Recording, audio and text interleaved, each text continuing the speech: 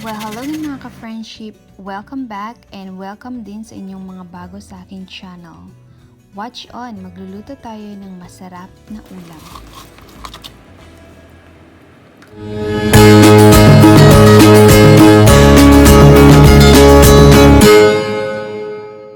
Well, hello din mga ka-friendship!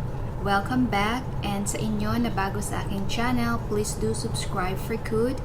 And pakiclick na rin yung bell button para lagi kayong updated kapag may bago akong videos. Okay mga ka-friendship, so in today's video, magluluto tayo ng beef tapa. I know, it's everybody's favorite. Beef tapa is a Filipino dish often served for breakfast with garlic fried rice and sunny side up eggs.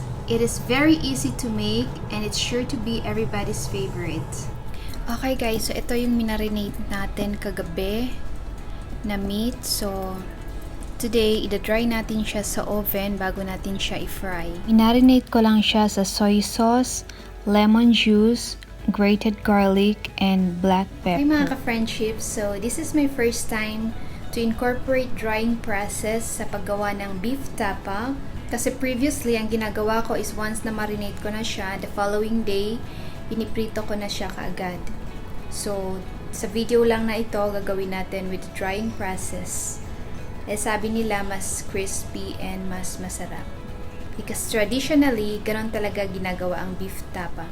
They cured it or marinated it with spices, salt, and calamansi.